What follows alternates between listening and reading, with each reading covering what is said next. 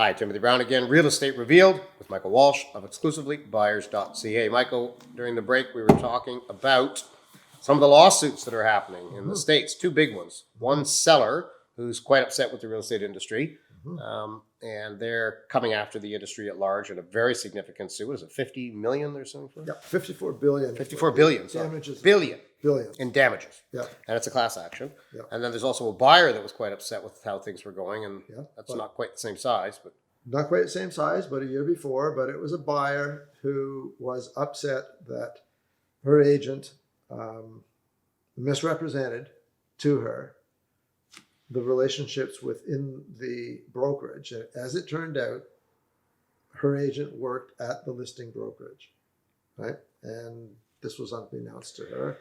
Her agent was actually a subordinate in the pecking order of the brokerage to the listing agent. right. So, and there happened to be a family relationship between these agents. Conflicts as well. of interest. It It's all smacks of over- all conflict of over the interest. place. It's all over it. All over. Everybody can smell it. Everyone can see it. This buyer's brave enough to do something She about was it. a corporate lawyer. Now, and a corporate lawyer, so she has a Yeah. little bit of training in Yeah. what agency might be. Agency law is pretty easily and well defined. Anybody can Google agency law, read it. Right. Serve one master, single side, act for your client.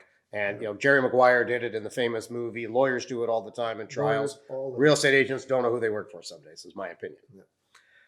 I haven't seen anything in the Canadian landscape about any Canadian group or individual or class action or otherwise who has decided to try and challenge the status quo of this over $12 billion a year industry. No, you're right. Neither have I. Nowhere near to anything that would equate to that type of scope. And the discounters, the property guys, the Comfreys, the Purple Bricks, the Mincoms, all of these other companies who have tried to disrupt the real estate industry are really just discounters. That's all they are. But they're still licensed, so they Yeah. still have following the same set of guidelines as you and I. Mhm. Where is the Uber or the Amazon or the disruptor of the Canadian real estate industry? Where do you see it going? Something's got to come out. Where it's going to go, I have a very clear picture of where it's going to go. My business is the only exclusively buyers brokerage business in Ontario. In Ontario. In Ontario. Are there others in Canada? There's a couple others on the West Coast. Right. That's it. Okay. So There's there are 150,000 real estate agents right. in Canada, upwards of 150. Yeah. Probably 8 or 12,000 brokerages. Yeah. There's only 2 or 3 that do what you do. Yes, exactly. So they are being underserved. Let's put it that way. Mm-hmm. Okay. Buyers are being underserved. So everybody else, the other All 150,000 realtors and brokerages are really working for sellers. They're really working for The sellers. sellers are paying all the commissions. The sellers are paying the freight. Has anyone out there watching our episode as a buyer ever bought a property and written a commission check to a real estate agent? As a buyer, Yeah, I never have. I'm going to guess no. Yeah, I'm going to guess the answer is no. And if you have, please write in. Yeah.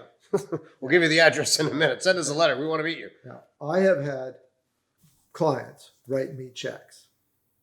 These are in situations where these are not listed properties. They say, my client says, that's a nice property over there. I'd like that house. Okay. I go knock on the door, right? I make it very clear. I knock on the door. I have a buyer. I'm working for a buyer, right? They're interested in your property, right? If any way you're thinking about selling in the next little while, Let's have a conversation. let's have a conversation. So that has worked. And that homeowner could choose to call a real estate agent at that point and say, Absolutely. another realtor has a buyer. We want you to work for us. They've got their client. That would appear to be a pretty standard agency relationship. It could, they could set it up that way, or if they were so disposed, they could say, all right, this guy's come, he's working with this buyer. I know he's working for the buyer, not for me, but we can still do a deal, right? We can do a deal. And we have in the past. So there's been no other agent involved, no listing agent involved. And that's when the buyer cuts me a check. So it's entirely possible for a purchaser of a property to either go direct to the property and buy it privately from the owner, Yep. or retain an exclusive buyer agency like yours, Yep. and ask you to go and approach the property owner. Right. Because I know at times I've seen some lovely properties. I'm a little uncomfortable knocking on the door. Most people are. I'd really rather have someone make that. Right. That's why we use Match.com, and why some of these Sure. websites exist for, like, that's just a relationship site.